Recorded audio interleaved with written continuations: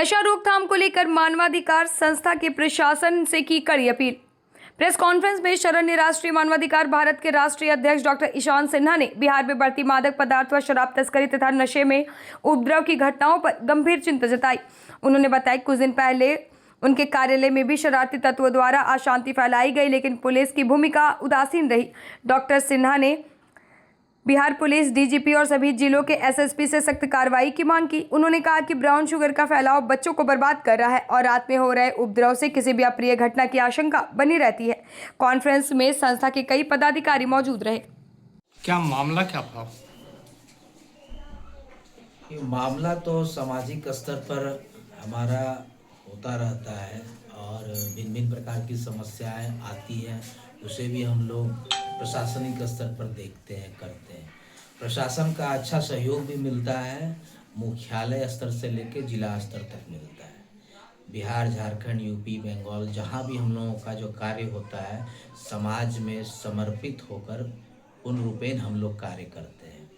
लेकिन बात अब 3 दिन पहले की है, जहाँ हमारा आवास है, उस आवास के दरवाजे पर कुछ शरारती तत्वों द्वारा जो है घर पर इस तरह से गाली गलौज करना, हंगामा करना, हमारे गार्ड के साथ अव्यवहार करना।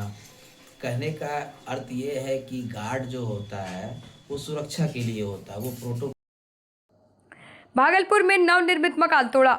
भागलपुर के रसलपुर थाना क्षेत्र के छोटी कुरबा गांव में गोतिया के लोगों द्वारा एक बन चुके मकान को तोड़ने और विरोध करने पर मारपीट व जान से मारने की धमकी देने का गंभीर मामला सामने आया। पीड़िता मीना देवी ने बताया कि वह 40 साल से बिहार सरकार की जमीन पर रह रही है और घर का निर्माण करवा रही थी। तभी 5 लोग रवि मंडल, चक्रवर्ती मंडल, लालमुनि देवी, अनीता देवी और मृदुल मंडल ने हथौड़ों से मकान तोड़ दिया। स्थानीय थाना में शिकायत के बावजूद कार्रवाई न होने पर पीड़िता एसएसपी हृदयकांत के पास पहुंची। एसएसपी ने निष्पक्ष जांच और कार्रवाई का भरोसा दिलाया। मेरे जमीन पे दखलदानी में घर बना रहे थे, जिसके कारण मेरा चचेरी बहन ने सब ने परिवार ने मिल के तोड़ फोड़ करके कर दिया। उनके बाद थाउल तलक अब ढलैया करते हैं, मगर मेरे को रहने का साधन भी नहीं है। अब हम कौन सा स्थिति में रह सकते हैं? क्या डराया धमकाया जाता है? जी, डराया धमकाया जाता है। हाँ, डराया धमकाता भी है। कहता है कि इस पर अब जो आ जाएगा तो मर्डर है, मर्डर कर देंगे। गाँव वाले को भी बोला था कि कोई आना नहीं तो सब पे केस कर देंगे, ऐसे बोला। तो गाँव वाला कुछ नहीं बोले डर से। थाना गए थे? हाँ, थाना गए थे सर। क्या हुआ थाना में आवेदन दिए थे हम। थाना में आवेदन हम दिए थे 19 तारीख को और 20 को इंतज़ार करके नहीं गया इतना अथी पे। तब हम जो है ना यहाँ एसपी साहब के पास आए। एसपी साहब बोले कि हम रसलपुर थाना फोन करेंगे, आप लोग यहाँ से आवेदन दे दिए, जा सकते हैं। क्या नाम है आपका? मेरा घर है कुरमा पंचायत, रसलपुर थाना, नाम शेषलाल मंडल। शादी के 15 दिन बाद पत्नी का पति पर ब्लेड से हमला। भागलपुर के मधुसूदनपुर थाना क्षेत्र के भतौड़िया में नई नवेली दुल्हन द्वारा पति पर ब्लेड से हमला करने का मामला सामने आया। जानकारी के अनुसार मोहम्मद एजाज की शादी 5 नवंबर को बीबी अरबीना से हुई। पत्नी के मायके जाने के बाद एजाज उसे लेने पहुंचा, जहां दोनों में विवाद बढ़ गया। आरोप है कि पत्नी और उसके परिजन ने एजाज से मारपीट की और अरबीना ने ब्लेड से हमला कर दिया, जिससे वह गंभीर रूप से घायल हो गया। घायल एजाज को मायागंज अस्पताल में भर्ती कराया गया, जहां उसकी हालत स्थिर बताई जा रही है। कैसे हुआ ये घटना? ये घटना हमको फोन करके बोला लिया, हम आए कि चलो मेरे साथ घर। तो बोला कि हम अब जेबे नहीं करेंगे। कौन फोन करके बुला लिया? मेरी पुतहू। आपकी पुतहू, आपके बेटा को? नहीं, हमको, गार्जियन को। आपको भी बुलाया था? हाँ, आपको, हमको भी बोला है। अभी हम तुरंत उतरवे किए थे और मारपीट शुरू स्टार्टिंग कर दी। मारपीट कब हुआ है? वही 2 बजे के लगे, 2 बजे के लगे। 2 बजे के लगे। कहाँ हुआ? भतौड़िया में। कब शादी किए थे? 5 तारीख को। इसी महीना? यही महीना। कारण मारपीट होने का?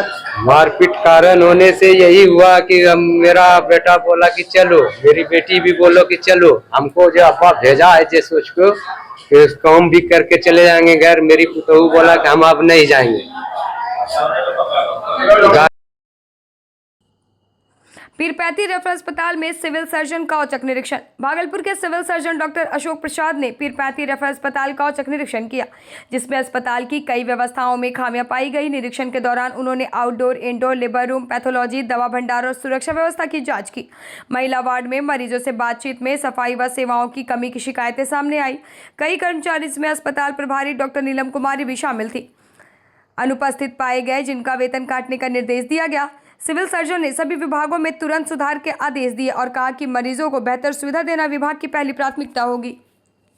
तो सर अस्पताल में अभी जो है कि हर एक मरीज का जो अभी ये हो रहा है, क्या कहते हैं, आपका ऑपरेशन हो रहा है, सबको पत्थर निकल रहा है। सर जांच का विषय है सर, और उसमें पैसा लिया जा रहा है। अवैध वसूली का मामला है सर। पत्थर निकल रहा है, पथरी नहीं होता है, शिष्ट होता है। शिष्ट, हाँ। तो सब में निकल रहा है, पैसा लिया जा रहा है। देखिए वो छोटा बड़ा रहता है, किसी किसी में ऐसी बात नहीं है, वो नॉर्मल कंडीशन है। उसमें कुछ विशेष करने की जरूरत नहीं है। जब बहुत बड़ा हो, जिससे किसी को अगर प्रॉब्लम हो, तब ही उसको निकालने का।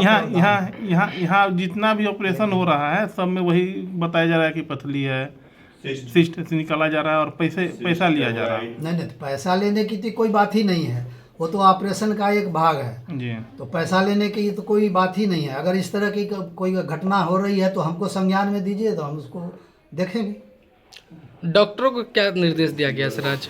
डॉक्टर को यही निर्देश है कि अपने अपने ड्यूटी में सजग रहें, जिनका ड्यूटी है वो ड्यूटी पर मुस्तैद रहें। अगर कोई छुट्टी में जाते हैं तो उनका विधिवत सहमत होना चाहिए और उसके बदले में उनका पर्ची कटना चाहिए।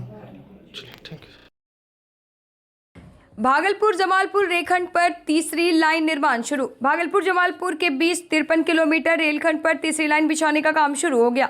रेलवे निर्माण विभाग के deputy chief engineer Hemant Mishra और राइट्स लिमिटेड के तकनीकी टीम ने परियोजना की प्रगति की जानकारी दी। लगभग 1155 करोड़ की लागत वाली इस परियोजना के लिए जमीन अधिग्रहण जारी है। जबकि जनवरी 2026 से जमीन मालिकों को नोटिस भेजे जाएंगे और मार्च तक मुआवजा भुगतान का लक्ष्य रखा गया है। दक्षिणी पटरी से 83 फीट भूमि ली जाएगी। अधिकारियों के अनुसार तीसरी लाइन बनने से इस सेक्शन की परिचालन क्षमता बढ़ेगी और ट्रेनों की आवाजाही सुगम होगी।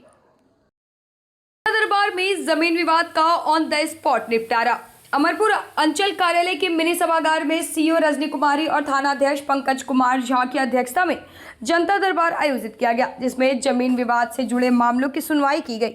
मनसरपुर निवासी कैलाश राम ने पुराने विवाद का मौके पर ही समाधान कर दिया। वहीं नयाचक पवई निवासी डॉक्टर उदय शंकर चौधरी, चिरैया की कुरैशा खातून और कामो देवी ने नए विवादों को लेकर आवेदन दिया। सीओ ने सभी आवेदन का अवलोकन कर विपक्षियों को अगले शनिवार कागजात के साथ उपस्थित होने का नोटिस जारी करने का निर्देश दिया। जनता दरबार में कई फरियादी और अंचलकर भी मौजूद थे।